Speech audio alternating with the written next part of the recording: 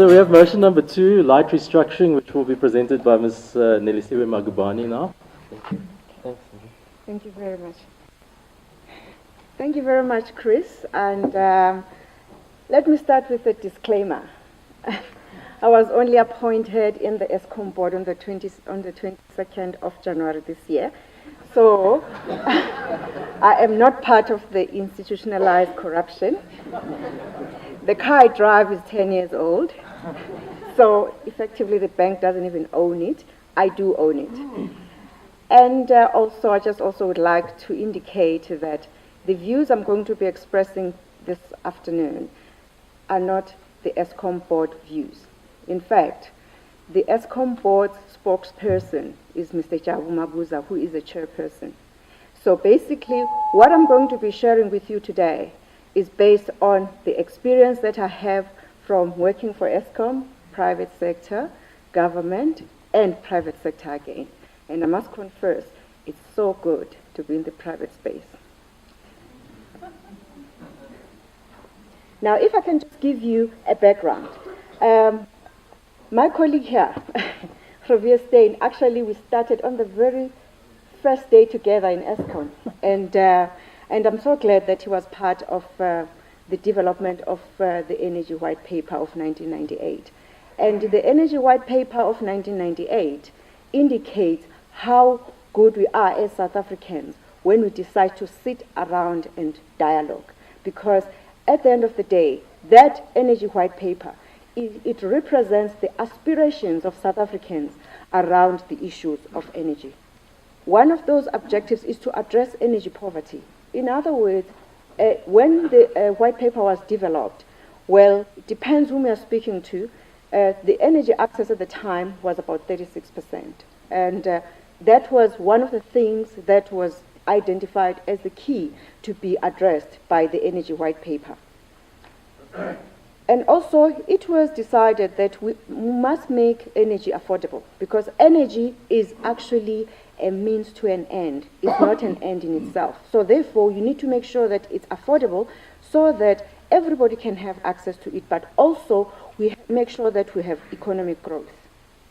Also, the white paper says that our energy must be sustainable. In other words, it's not so good just to rely on one primary energy source.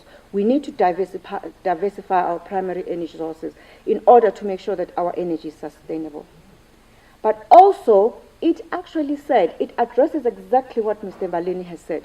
We need to have a proper governance of the energy sector. In other words, we need to make sure that the sector is governed in a manner that is beneficial for all South Africans. But also, it said at the time, the energy sector was very, very concentrated on government's hands. So we needed to diversify that ownership of the energy sector. We needed to make sure that various entities are able to play in the energy space.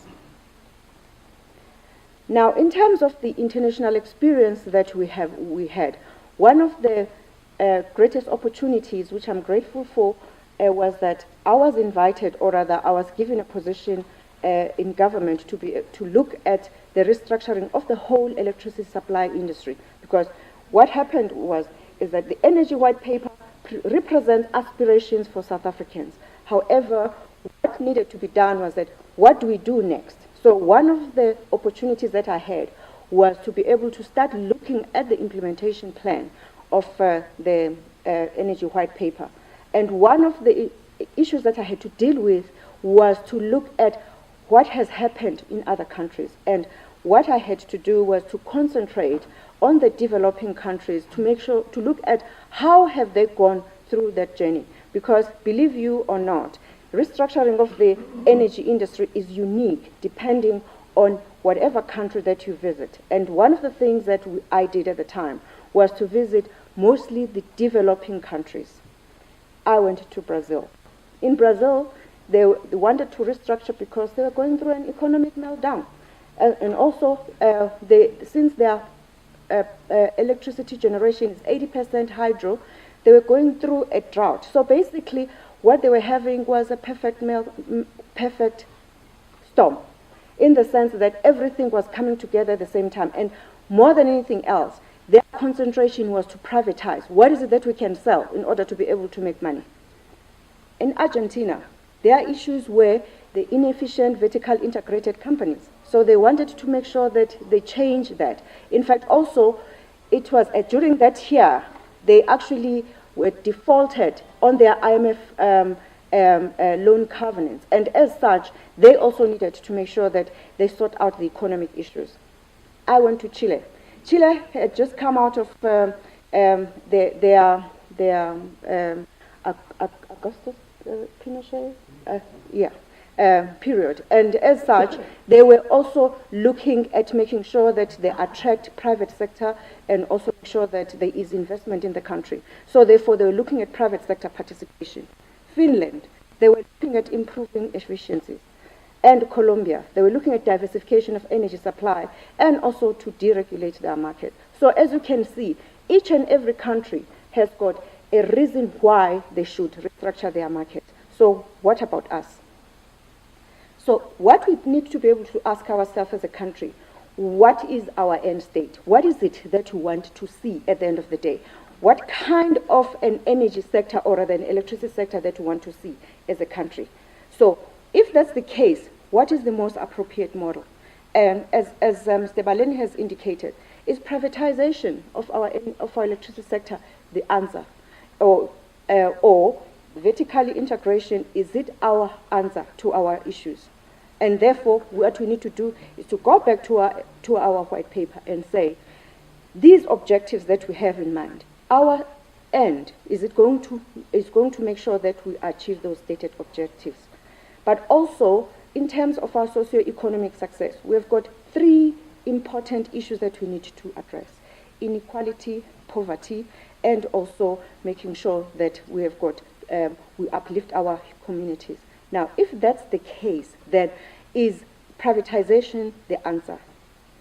And also, what is it? What is going to be the role of the electricity sector in order to make sure that our long-term plans materializes? But also, more than anything else, where are we right now? Okay. And also, and what do we get as the end state? Now, my view is that our end state should be a transformed electricity sector that meets socio-economic objectives of South Africa. Now, if we are going to be doing that, obviously, we need to have a dialogue. So that means we need public participation. And when I'm talking about public participation, I'm talking about making sure that we are able to talk. We might not necessarily agree, but let's have points of consensus. Now, in terms of reaching what I've just indicated, which is a transformed electricity sector that meets socio-economic objectives of South Africa, now we need to say, where are we? Right now, we are in a vertically integrated, fiscally challenged, and vulnerable entity. Okay. Now, what is it that we want to achieve? We want to achieve just energy transition for South Africa. And having said that, because vertically integrated is very generic. What we have right now, we have got Eskom in generation, transmission, and also about 60% of distribution. But also we have municipalities. And in that case, actually, you realize the inefficiencies that are there. The regulator will tell you that you have a situation where communities, just in this, like in this room, where this part of the room is probably paying about 10% more than this part of the room, because this part of the room is supplied by Eskom and part of the room is supplied by the municipality. And also you have situations where you have similar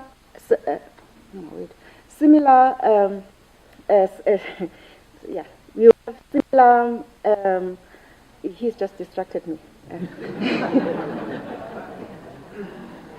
So where we have got similar infrastructure being built by both Eskom and the municipalities, and which indicate to you that you need to make sure that we look at the consolidation and also creating efficiencies. But that is going to require collaboration and legislative environment. But also, we need to make sure that our energy sector evolves.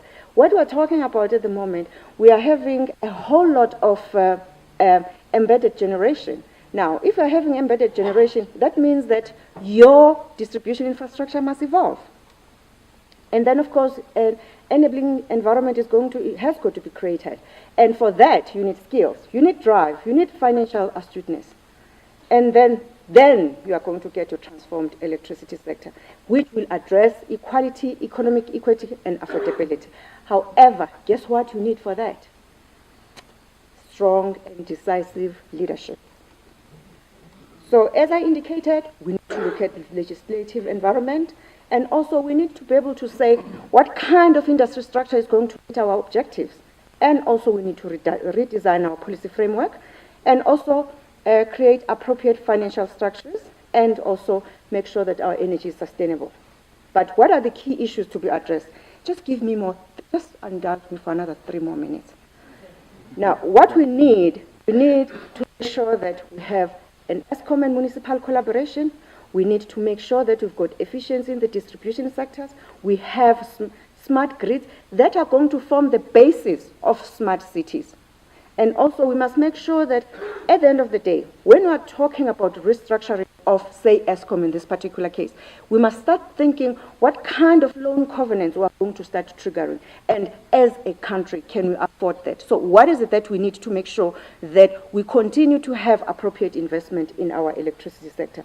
But also we must look at the constitutional and also concurrent functions of various spheres of government. But more than anything else, let's not underestimate the complaints of other stakeholders. We have coal transportation, which was an industry that did not exist 15 years ago. It's a thriving industry. We're talking about making sure that we've got we're having road to rail. So what happens to those truckers? So what are the plans we have to make sure that they are reskilled and also they look at different business models? But also resources-based town. Do you know that not long ago, there was a town called Elisras. Elisras was a town that you used to go past when you're going somewhere else. Now, today, it's actually such a big town, it's actually called Lipalala, and you can't even find parking at this point in time. But also you need to be able to say what kind of impact the diversification of the energy mix, what kind of local electricity plans. In fact, how do we position our network services from being kilowatt-hour businesses but to network services? But also, in terms of the bigger diversification of the energy mix, what is it that goes into our energy resource plan?